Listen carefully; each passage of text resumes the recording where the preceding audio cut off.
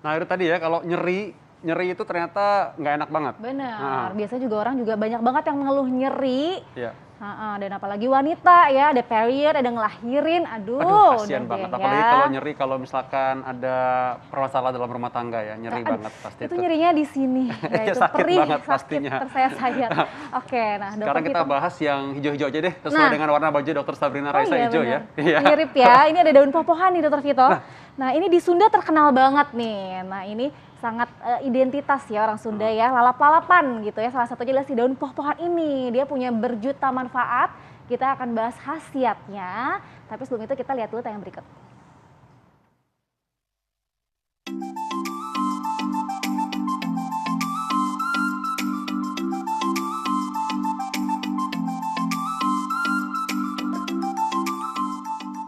Lalapan ialah istilah yang sangat dikenal dalam sajian masakan khas Tanah Priangan yang berisi aneka daun-daunan segar beserta sambal. Ada terung, timun, kemangi, serta poh-pohan dengan bentuk lembaran yang lebar, berstruktur bulu lembut dengan aroma khas dan rasa hangat menyerupai daun mint.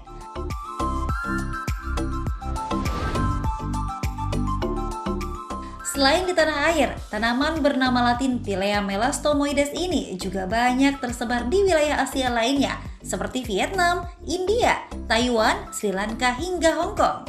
Tumbuh di ketinggian 700 hingga 1750 meter di atas permukaan laut, pohon-pohan mudah ditemukan dimanapun.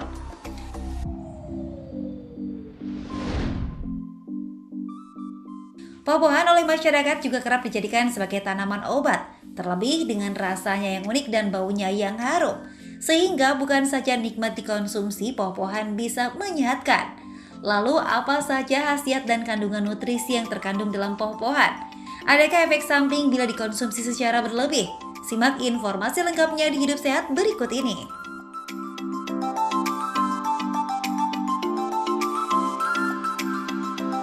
Ya, pemirsa, daun poh-pohan ya sudah di tengah-tengah kita bersama juga dengan Dokter Dian Permatasari, spesialis gizi klinik. Jadi yang dikenalin dulu Dokter Dian, yang dikenalkan dulu daun poh-pohannya ya, bukan Dokter Diannya gitu. Dia lebih terkenal daripada saya. Iya. Ya, Dokter Dian, kita akan bahas ya daun poh-pohan ini nih.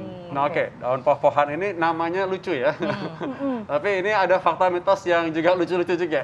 Ini katanya nih ya, daun poh-pohan ini katanya dapat menurunkan hipertensi atau tekanan darah tinggi. Ini fakta atau mitos? Fakta. Uh, Iya, karena daun poh-pohan ini memang daun atau sayuran yang luar biasa sekali. Dia banyak mengandung antioksidan, salah satunya ada flavonoid, kemudian ada fenol, kemudian ada alkaloid, dan di mana di antara satu antioksidan dia ada lagi cabang-cabangnya. Jadi memang antioksidannya sangat banyak dan salah satunya manfaatnya adalah untuk menurunkan tekanan darah tinggi. Oke, kalau misalkan untuk riwayat orang yang punya darah rendah, nah direkomendasikan atau enggak?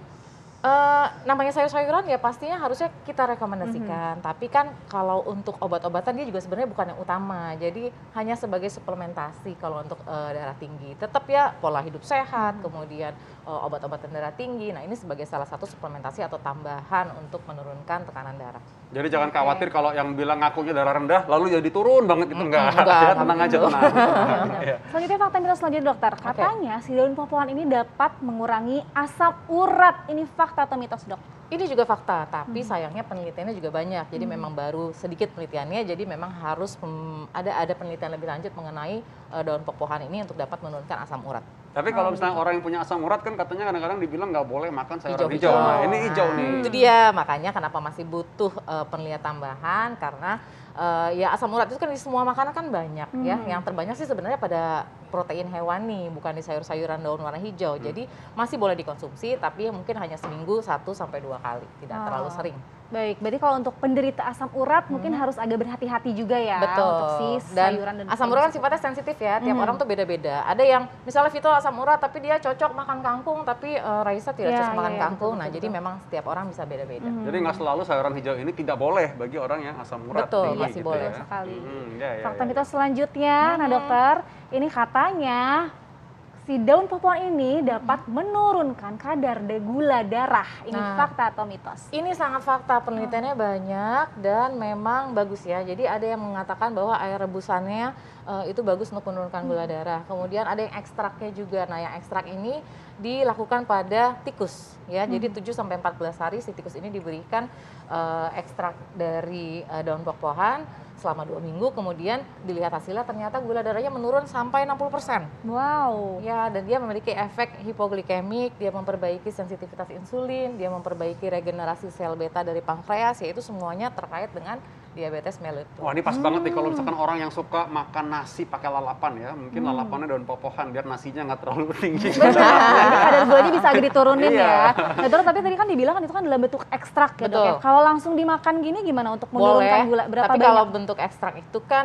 dia sudah dikemas supaya banyak jadi satu kapsul. Nah, karena kita nggak mungkin dalam satu kali makan tuh memakan segini daun pohon tuh nggak mungkin. Jadi memang paling tidak dalam setiap kita makan itu harus ada sayur-sayuran kan. Kalau diisi piringku setengah piring itu kan sayur-sayuran dan buah-buahan. Ya, mungkin salah satunya ini bisa menjadikan satu pilihan untuk pilihan sayur-sayuran bagi Baik. penderita diabetes. Setengah piringnya ya, bukan Setengah cuma piring. seperempatnya Betul. sayurannya, Dokter Vita. Apalagi buat hiasan doang. Kadang-kadang buat hiasan doang nggak Iya, dimakan. bener. kadang-kadang Iya, sayur-sayuran karena tuh. mungkin aromanya mungkin ada yang beberapa nggak nyaman gitu, tapi sebenarnya ternyata dia menyehatkan gitu. Tapi kalau udah biasa sih enak lah ya.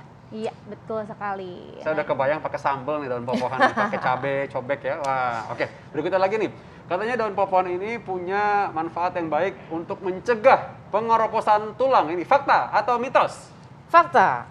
Karena di dalam pohon ini dia memang 80% itu air, tapi kalsiumnya tinggi, vitamin A-nya tinggi. Nah, kalsiumnya ini dia dalam 100 gram daun pohon dapat mencukupi kebutuhan kalsium sekitar 60 sampai 70%. Wow. Padahal Jadi memang memang banyak bagus. ini ya. Padahal. Iya. Ini kalau dibilang bentuk pengeroposan tulang, apa daunnya juga, apa batangnya doang yang keras-keras Nah, gini? itu dia, Dok. Semua dong harusnya dimakan Semua. ya, paling tidak daun-daun, minimal daun-daunnya ya, yang masuk dalam ini tuh daun-daunnya. Dan memang untuk kalsiumnya dia cukup tinggi, jadi memang untuk pengeroposan tulang ya dia bermanfaat. Baiklah, nah pemirsa kita masih akan membahas tentang si daun popohan ini, gimana cara konsumsinya ya, Dok ya. Apakah cukup dilap saja atau bisa diolah ke dalam bentuk masakan yang lain? Sesaat lagi pemirsa tetap di Hidup Hidup Sehat. sehat.